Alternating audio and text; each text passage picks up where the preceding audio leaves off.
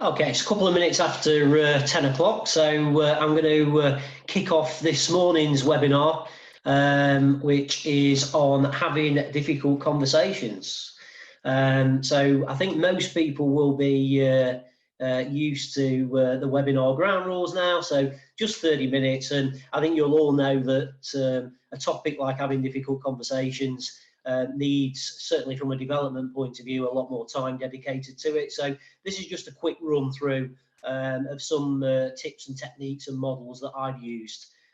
We do offer having difficult conversations as part of different programs, including talent development programs, personal development programs, and as part of building your personal brand as well, which includes things like delivering presentations, communicating with impact, etc. Content's going to be led by myself. I might do some polls and chat as well. Your microphone hopefully is on mute. If it's not, can you please put it on mute just to minimize distractions. And as usual, a recording will be made available. It's on our website. It's under workshops and events, and we've put pretty much all of them, I think, on as at this morning. And if people can give us a little bit of feedback on the webinar, that'd be absolutely awesome. We're coming to the end of our series now, the last one being on Friday, so it'd be interesting to sort of gauge whether we ought to be putting any more on, what topics they might be. So either put that in the feedback or contact me directly. That'd be absolutely awesome. I think probably everybody has seen me virtually now. So facilitator at Hands Partnership, absolutely loving what I do, really passionate about sort of helping people be at the best more of the time. That's been something that has been really close to my heart. I started out in operations, working for different organisations, Blockbuster Video, ABC Cinemas, Mansfield Building Society, and then my passion was around developing people, so moved sideways and done 15 years of leadership and personal development stuff. So what can or why can conversations be difficult? Why are we even having these kind of sessions? And they always seem to be quite popular. So it'd be brilliant if you could just use chat, anybody, to give any barriers or difficulties that prevent you, or maybe others, having difficult conversations. So you just use chat, that'd be absolutely awesome.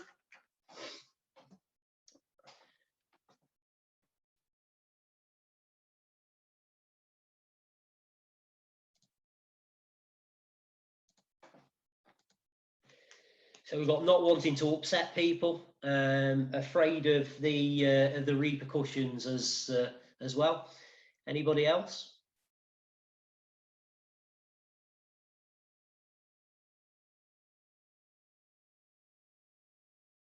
Worried about dealing with strong emotions. Yeah, interesting. And it's amazing, isn't it, that what's a difficult emotion to manage for one person can be quite easy for others. So for me, someone that's really quite upset may well be a difficult one, whereas someone that's really angry or someone that's really apathetic can be a difficult one. So a whole range of different emotions. Okay, so in terms of that, CMI, Chartered Management Institute, they conducted a high-scale survey. And what were the 5 main causes of fear? Well, we've probably named some of them just in that chat, but these were what they came up with. So the top fear on the people that were polled were not knowing how the other person will respond, just not knowing that and fearing how they might respond in whatever way, whatever emotions. Not being able to get their point across clearly was actually nearly a third of people. Confrontation, of course, is always a difficult one, not for everybody, but human nature is that you don't tend to want to upset people. I'm generalising there, but that can be really, really difficult. Somebody getting upset or emotional can definitely be a cause of fear when having a conversation, and the other person getting upset or emotional as well. So both of those, both you getting upset or emotional, and the other person getting upset or emotional as well. So for me, it's like a lot of these webinars, to be honest. A lot of it is behind the scenes. It's not just about going straight into the conversation. So the biggest thing for me is starting with preparation. You're not going to be able to prepare for every single difficult conversation, but how many conversations do you have where you could have had the time to really think about it before having it? I've certainly had them, that is for sure. So, it's about defining what you want to get out of it. What do you want them to get out of the conversation as well? What style and tone will you use? So do you need to flex your style? Some of you that have been on our Energies webinar or any of our courses in the past will know that you might need to flex your style. So it might be physical approach, an emotional approach. It might be more of an intellectual approach with facts and figures, etc., or even a spiritual. This is what, this is the why, and this is what could happen. Think about what the potential reaction might be. It's a difficult one, this is, because assuming is not always the best thing to do, but actually having that preparation and thinking about a potential reaction and preparing for it may well help you. So it goes into how might they react, how might you react as well. Get yourself ready for listening as well. Such an underrated skill. Are you ready? Have you removed the distractions? Have you, we've got a million things running through our minds, but when you're having a difficult conversation, you actually need to be in the zone. Choosing your mindset, which we're going to go through in more detail later. Gathering evidence, I think, is really, really key. No surprises, but it's really key. Again, I've seen managers have conversations with people and say, you've not done this, you've not done that. And then not being able to produce the evidence, and creating the right environment, the time, where it is. Does it need to be confidential? Well, most difficult conversations may well need to be. So it's about thinking about all those things. One form that I've used, and I've just screenshotted this, but I use it in a PDF, is just something to do when you're preparing for a conversation. So what do I really want out of it for you as a person having the conversation, for the person you're having the conversation with, for anybody else that's impacted as well, and potentially even for this relationship. So what do you really want, and what do I really not want? And what can happen with this is just doing a bit of brainstorming onto this before you start a conversation can actually help you set how you start the conversation, set the tone for the conversation, etc. So it's just a handy little document which I can send through to anybody if they want to use it afterwards. People may well have seen these, but I think these are two classics really. So the first one being the Batari box, and when I talked about mindset and getting your own mindset right, you can see how your attitude then has an impact on your behaviour, which can significantly impact that other person's attitude, and then of course their behaviour as well. So it is definitely about checking your own emotions, getting yourself calm and ready for it, rather than just reacting and going straight into a difficult conversation. And then I think for me, I'm sure quite a few people will have seen this. This is a theory by Eric Berne, and transactional analysis. I think superb. I mean, I use it at home. I've got a 15-year-old and an 11-year-old daughters. And I now actually check myself when I'm having conversations to see which mode I'm in. But you can see there that Berne calls them egos. I'd rather call them sort of modes. But you're either going to be in parent mode, you're going to be in adult mode, or you're going to be in child mode at any time. And the other person is as well. So in parent mode, you may well be into doing the sort of nurturing. You might actually be in the controlling, the telling sort of mode as well. And then looking at the bottom one in terms of a child mode, you may well be in terms of you could tantrum, for example, and not listen, etc. So you can see the similarities in at home, but I use this at work as well. And of course, what you're after here when you're having a difficult conversation is both people, including you, to be in adult mode, to be in that logical problem-solving mode, being self-aware, having that sort of empathy, when you're actually having that conversation. But it's sometimes difficult, you know, especially for managers. I see a lot of managers, including myself, finding myself being in parent mode, you know, and you're doing it for the right reasons as well, a lot of the time. But you're not going to get the same reaction. You're not going to get the same buy-in. And people aren't going to feel empowered. So it is about checking yourself before you have that conversation, but even during the conversation, blimey, am I getting into parent mode too much? Or even in child mode, where you can start sort of tit for tat arguments, that kind of thing.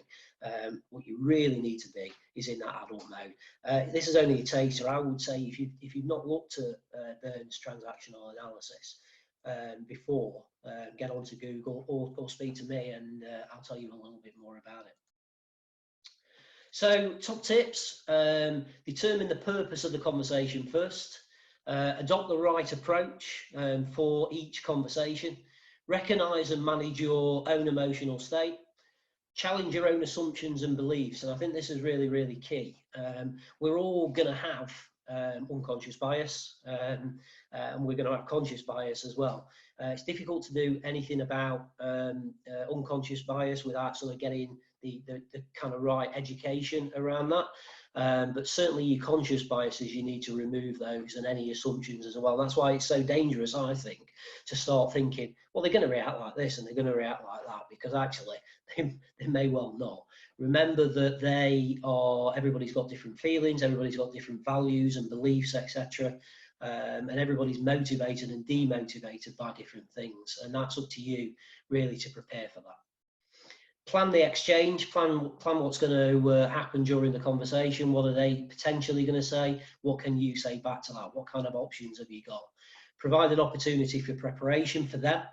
Open the conversation, and that's really, really key. And when we do this, we spend quite a bit of time on making sure that you're opening that conversation correctly. So, you know, you've got 7 seconds to actually make a positive impression there. If you get that first opening the conversation wrong, then that's going to have a huge impact. Present your side of the story. Make sure that you're sticking to facts and truths, etc. Don't get too emotional about that. Listen to their side of the story as well. So it's very, very easy to just plonk everything onto that person. You should be listening to that and empathizing as well. Handle any reactions that they've got with care, and try and find the middle grounds and reach an amicable solution is what that box was supposed to say. So there's so many different challenges when it comes to having difficult conversations. So I've sort of identified, just to kind of go through this, maybe 5 different challenges that I've seen when I've been out working with different people in different organisations. So one that I wanted to bring to our attention, just in these times especially, is remotely managing underperformance. How are you doing that? Maybe actually communicating difficult news. It could be changes, it might be restructures, just something different. And I think that's sometimes can be a difficult conversation.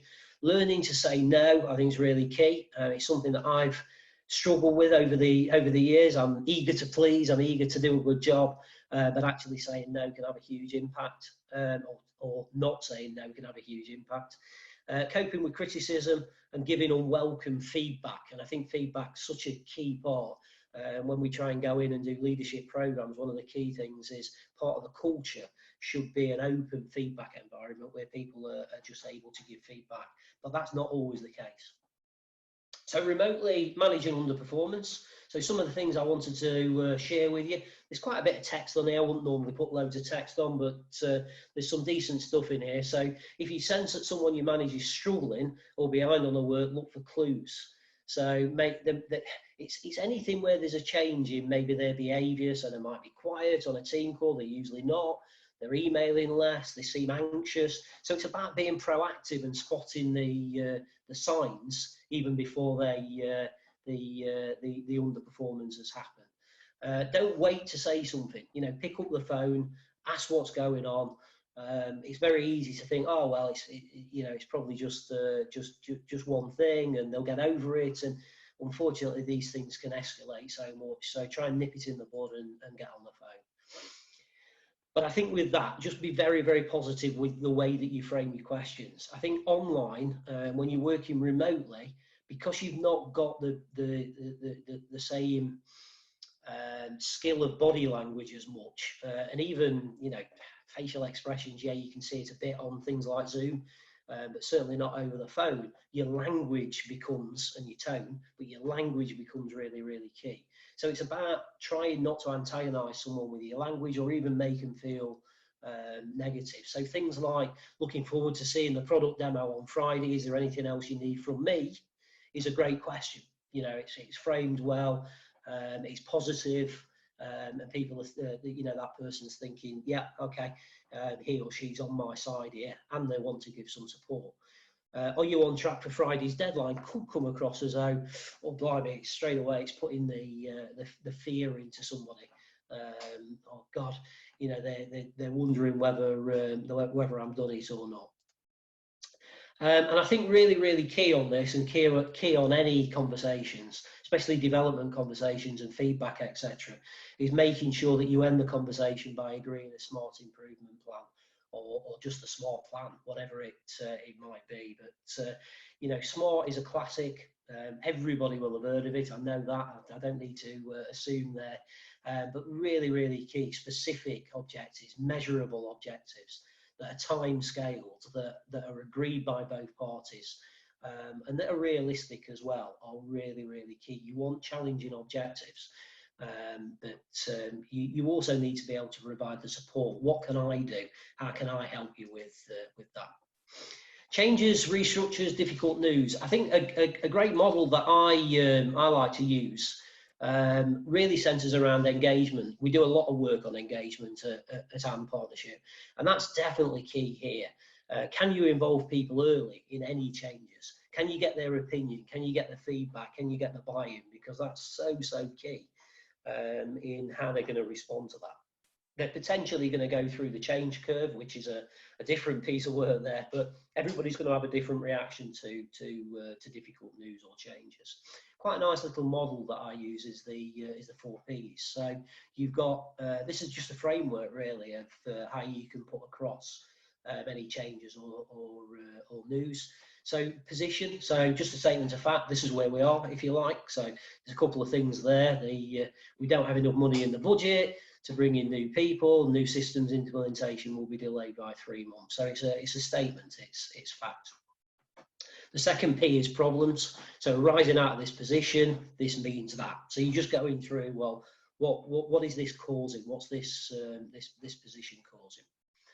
And then you're going into that third P, which is the possibilities. So suggest all the possibilities for addressing the problem.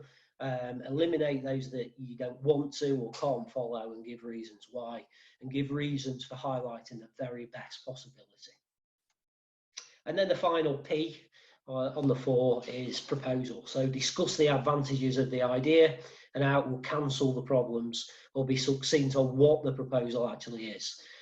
Be specific, be authentic in terms of that as well. Be as honest as you can be, and there's a real discussion around, well, how much information do you give people as a manager or a leader, but give as much as you are able to do. Being able to say no. So I said earlier that this is not a great one for me, and I know that I'm not alone on this. So how can you say no? It's so important to your well-being, and avoiding not being taken advantage of. And what I've found over the years is that when you do say no, if you're used to saying yes, I'll do it, and then working extra hours, etc., then people are not only surprised, but a little bit disappointed that you actually said no. So for me, it's about starting to say no, so people know the expectations of you. You know, you will do the work if you can do. It can feel really awkward for certain people. I think one of the things that I've learned to do is saying yes to say no. So really, really simple model, but it's like going back to the person and saying, well, I can do that. Yeah, it's not a problem. However, this will have to change, or we'll have to lose this, or somebody will have to take this piece of work off me. So it's kind of, yeah, I'd definitely be up for doing this, but how do we kind of agree a solution, because I'm really, really busy. Using empathy to soften the refusal is a key thing, part of it as well. So, you know, being understanding, showing understanding of why they've actually asked you to do it, being empathetic, but actually, unfortunately, you're not able to do it. Being preemptive when possible as well. So actually, you know, if you hear that you may well be asked, or there's a piece of work that your manager needs you to do, it's about being preemptive and perhaps having a conversation before it becomes difficult to say, you know, something like, you know, I know that you wanting us someone to be involved in this. I'd love to be involved. However, you know, as you know, I'm really busy on this, and this. And you might have to, it's not one that I recommend all the time, but you might have to use a broken record technique with some people in terms of over and over again retelling, re-advising that you really can't do it. It is a definite no. And some people do struggle to say no for an answer, so it might be that you keep repeating that. What about coping with criticism? It's perfectly normal to go into flight or fight response there. And this is where your anxiety can kick in. So you're either going to potentially fight that criticism, or you're just going to actually almost run away and not even confront it. Use strategies such as previous experiences, feedback from others, etc., to keep yourself resilient on that criticism. There will usually be a reason why somebody's giving you that criticism or wanted to take the time to give you the criticism. Try and understand why that might be. But the big thing is, it's about your own personal resilience. You'll have strategies that work for you. So things like me referring back to previous experiences and stuff that I've done well can really, really help me in the face of criticism. And control your response. So if you do go into a fight mode where you actually want to have a conversation about that, then control it by noticing when it's happening, listening, asking questions, and then responding. So you might well accept the criticism. Thanks for giving it me. I'll accept that, and this is what I'm going to do differently. You might disagree with that criticism, and that's about reacting to it and keeping calm. Or you might actually, your response might be that you want a little bit more time to think about that before you actually go back. The final one is about feedback, and this for me is can be a challenge. It can feel quite uncomfortable. I put unwelcome in brackets because you know, unwelcome feedback is usually the one that's more difficult. I suppose the one that the thing that I want to draw people's attention to is how often do we give positive feedback when somebody's done really, really well, and that's something that definitely needs to be thought about as well, because usually, or certainly in certain organisations, feedback is always seen as negative. So definitely nip it in the bud, get in there early so it doesn't cascade. Get the environment and the timing right when you're giving feedback. It shouldn't really be in the cafeteria or at the coffee machine or whatever. If it's feedback that might have a conversation, need more of a conversation. The timing's really, really key. You know, actually giving somebody feedback before they've got a big presentation to do, or even before they're going home at night is perhaps not the way to do the feedback. So get the timing of it right. Try and take a proactive approach to giving feedback. And what that really means is that actually start giving feedback, little bits of feedback all the time, if you like. And that could be negative, it could be developmental, and positive feedback, mix it, whatever it is. But be a boss, be a leader, or even, you know, a colleague that's seen to be giving feedback. And then when you do have to give unwelcome feedback, it's not as bad, it's not as difficult. The collaborative approach is all about, well, what can you do for that person to help as well? How can you support that person? Avoid the blame game. Avoid really getting into that, well, I'm blaming you for this and that. You really then getting into parent and child mode, going back to transactional analysis. You need to get yourself into adult mode. Avoid negative language such as "it's your fault," you should have done this. Again, that can really rub the person up the wrong way. And I think these are 3 classic communication tools that will probably never ever go out of fashion, but are really needed. So listen to what the person's got to say once you've actually talked to them about it. Ask them questions. You know, is there underlying reasons for this that they're just not happy to share? And empathise as well. Remember that what's difficult for one person may well not be difficult for you. Always stay calm and in control. They might not do. And sometimes you have to let that person have a bit of a rant and a rave, but always try and stay calm and in control. And one of my favourite techniques actually is SBID or SBID. So if it's a behavioural bit of feedback, is talking about the situation or the scenario. So it's a good model to start. What is the behaviour? What have you seen? What's the impact of that behaviour?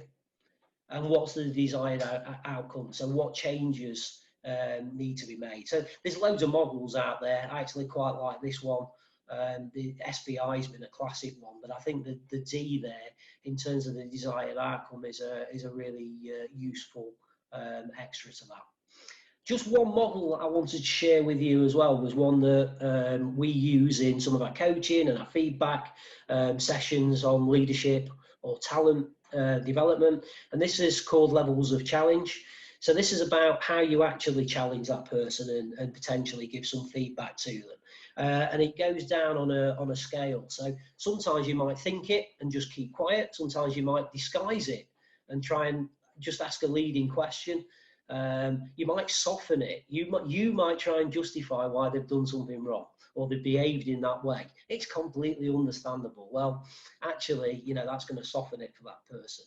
You then moving on to some of the sort of better ways of challenging someone. So yes, you can state it, you can give opinion, but actually, if there's no follow-up to that, then that's also not as impactful or effective as it should be. Then starting to get into the good stuff. Notice it, question it, be curious, feel it, don't have any judgment with that person. And then the biggest one, and we couldn't get a triangle, as you can see, big enough, so we'd have to get into the straightness there. But that final rectangle there at the bottom of the triangle, explore it, drill down. Don't let that person off the hook. Really, what's stopping you? And all that is where the growth really comes from. So again, if you want to find out a bit more about that, please don't hesitate to drop us a line. As usual on these webinars, we kind of run out of time because there's a lot to go through. But if anybody has got any questions, please don't hesitate to give me a shout or put something on chat. A lot of people will have seen these, but we've got programs for leading in these times which are remote. One thing I do want to draw people's attention to, you might not have seen, we've put a free taster lunch and learn on. It's this Wednesday, 22nd of April, 1 o'clock, totally free, and it's all around mental health awareness. So anybody that wants to attend, it's for about 45 minutes maximum. Please book your free place. Again, it's in our events, workshops and events page on the website. And there's 2 free webinars left, which is your resilience bit, which is on Thursday, and the circles of control on the Friday. It'd be great to see everybody there for that one. Sure, you've probably done this by now. There's loads of ways to contact us, to find out a bit more about us. Follow us on LinkedIn, access our website, or just email us, and we'd be very, very happy to speak to anybody about how we might be able to help them out. Thanks again. We are at 10:31, so just about finished. Again, if people can provide any feedback, that would be excellent. Just open up your camera on your phone, scan the QR code, and it'll probably take a minute to do. Hope to see you at other webinars. Like I say, please don't hesitate to contact me if you do want to find out a little bit more about this or any of our other products. That would be super. All right, thanks everybody. Bye-bye.